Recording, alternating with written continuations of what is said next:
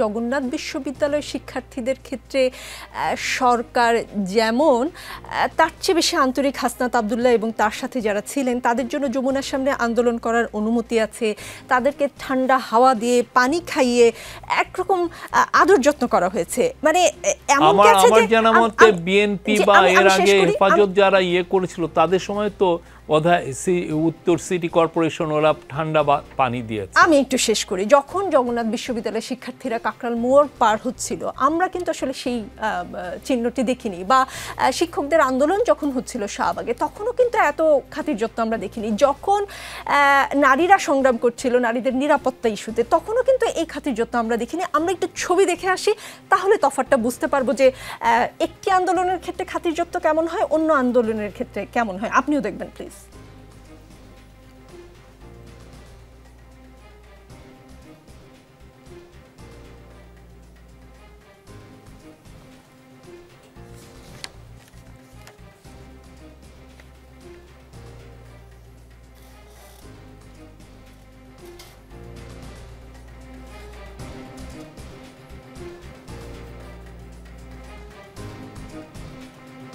শব্দগুলো শুনতে পারলে আসলে ভালো হতো।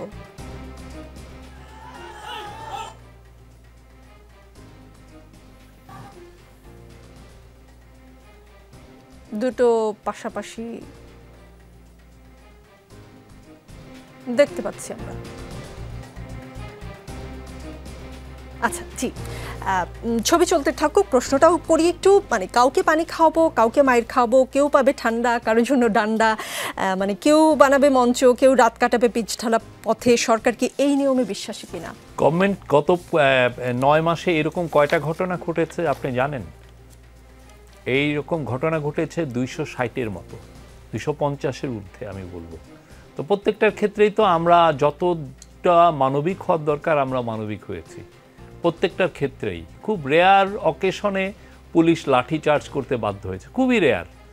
বাংলাদেশে যেটা নিয়ম ছিল আগে যে কিছু হলেই আপনি টিয়ার গ্যাস মারবেন, কিছু হলেই আপনি রাবার বুলেট মারবেন, শর্টগানের পেলেট মারবেন, সেই জায়গায় আমাদের পুলিশ অনেক ক্ষেত্রে মানবিকভাবে এগুলো হ্যান্ডেল করেছে।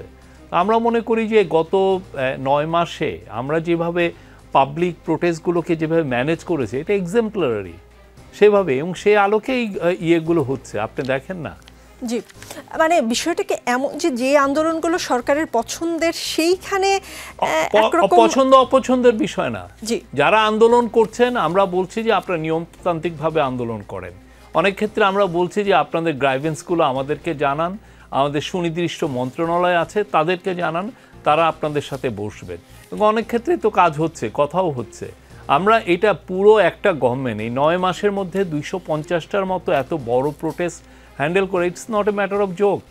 খুবই আমি তো বলবো যে আমরা অনেক সুস্থিরভাবে শান্তভাবে এই পুরো বিষয়গুলো হ্যান্ডেল করা হয়েছে। জি, আপনি বলেছেন সরকার বসে নেই, সরকার কাজ করছে, কিন্তু কিছু বিষয়ে আমরা দেখি এক রাতের মধ্যে সিদ্ধান্ত হয়ে যায়। আমি এক্সাম্পল দেখাবো, তার আগে একটা প্রশ্নের উত্তর একটু জেনে নিতে চাই। ছাত্র উপদেষ্টাদের সামনে ঠেলে দেওয়া হয় বিষয়টা কি এমন কিনা? কেননা জগন্নাথ বিশ্ববিদ্যালয়ের সমস্যায় তথ্য উপদেষ্টা কেন সেখানে গিয়েছেন, শিক্ষা উপদেষ্টা কেন যাননি? এর আগে আমরা দেখেছি নাহিদ ইসলামকে। শিক্ষা উপদেষ্টা কালকে চিটাগাংয়ে ছিলেন। জি, ছাত্র উপদেষ্টা উনি নাহিদ মাহফুজ তথ্য উপদেষ্টা উনি ঢাকায় ছিলেন।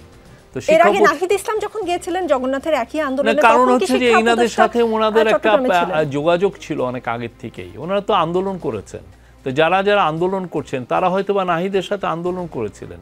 তো এখানে যদি দেখা যায়, যেমন আমি যমুনা টিভিকে ভালো চিনি, আমাকে বলতে পারে তুমি যমুনা টিভির সাথে তুমি কথা বলো, ব্যাপারটা এরকম।